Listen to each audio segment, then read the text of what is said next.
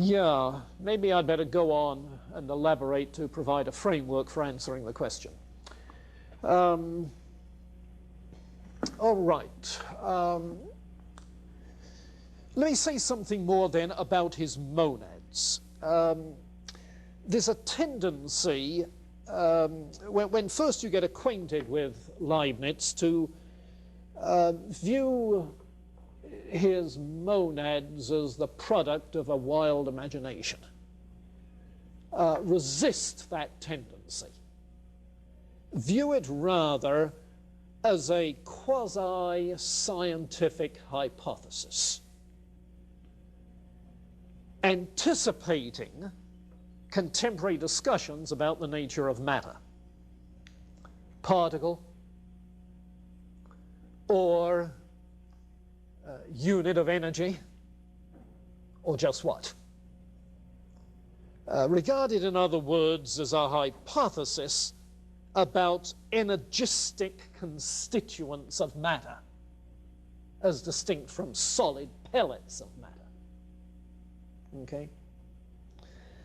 Now, with that in mind, what he does is to propose that monads are units of force differing only in their degrees of appetition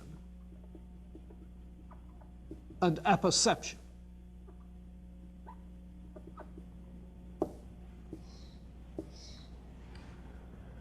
Degrees of appetition and apperception. What is appetition? But essentially Spinoza's conatus. That drive, that forcefulness, that inner push, which seems to run through all of natural processes, including our own bodily energies and our desiring and willing and wanting. You see? There is always then this conatus, this appetition, this drive. As if, and here I'm picking up on the teleological notion, as if there is some lure attracting towards a goal. You see. The notion of final causation is involved. Yeah, the conatus in Spinoza seems to be entirely efficient cause, push. In Leibniz, I want to say it's pull, but it's not no push. It's sort of push and pull, both. In other words, he combines in this efficient and final causation. You see, a push and pull. The whole process of nature is energized. You see. So, degrees of appetition. So that rocks resist your crushing them. And plants and seedlings grow. And bodily processes keep going on. So forth. But also degrees of apperception. Now, apperception obviously is a mongrelization of the word perception. Awareness, consciousness. There are degrees of awareness, of consciousness, of relatedness to environment, responsiveness to environment. Not always conscious, but a low-degree analogues to consciousness. You see? Like the way in which the grass seed I sowed this fall after that summer drought, quite unconsciously, germinated and began to show its head. And yeah, some of it's still surviving above the mud, you see. There's an awareness of what it's supposed to do, an awareness. Well, very, very low degree responsiveness to warmth and moisture, you see. So there are degrees of appetition and low-degree analogues of human appetite, degrees of apperception and low-degree analogues of human perception, okay, running all the way down the hierarchy of being. And in this hierarchy of being, he accordingly distinguishes various kinds of monads. At the bottom, you have bare monads. Bare monads. Then, as you go one step further, you have soul monads, or if you like, life monads. And then you have spirit monads. And at the very top, you have the supreme monad.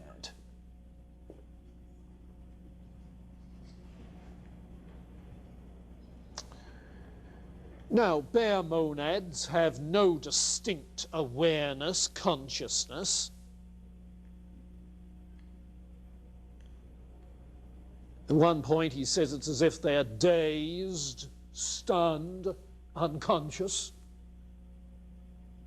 But that doesn't mean to say that there is no built-in appetition or apperception. You can have living things that are unconscious, and organic processes continue. And the analogy he has is more to an organism then, an unconscious organism, than to an unconscious machine. An unconscious machine by itself does nothing. An unconscious organism by itself does a lot. So bare monads at the bottom. Soul monads, those giving life in the animal. So here you have inanimate matter. Here you have animal life. And of course all degrees in between on the hierarchy. And in soul monads, you have some conscious perception of a consecutive sort. In some advanced animals, you have some memory in the sense of retention. You have habits that have been formed in soul monads. Well, in spirit monads, this is where the human spirit comes in. You have abstract thought,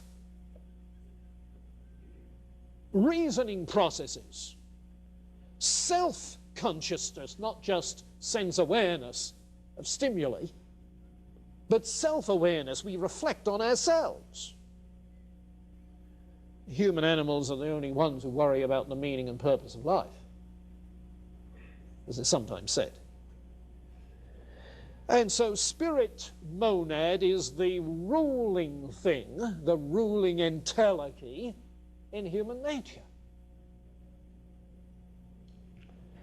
And then there is the supreme monad, God, the supreme monad. Full consciousness, that is to say, omniscient, all-knowing. And he would add, with complete clarity and distinctness, that God, fully conscious, all-knowing,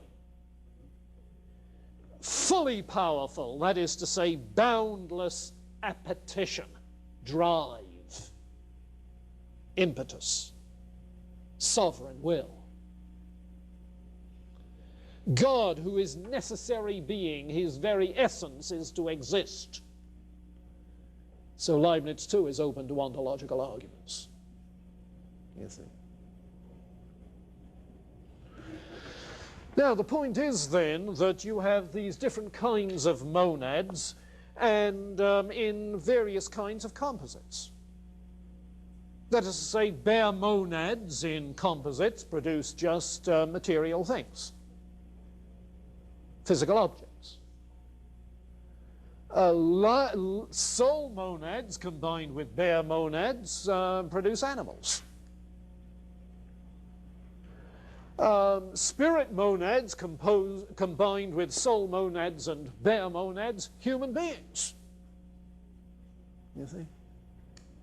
So rather like the Aristotelian and scholastic thing, where you have vegetative soul and animal soul and rational soul, you see, a reconstitution of that whole hierarchy. Well, which do you prefer? The hierarchy of being or the mechanistic metaphysic? Okay. Well, we'll pick up on this next time.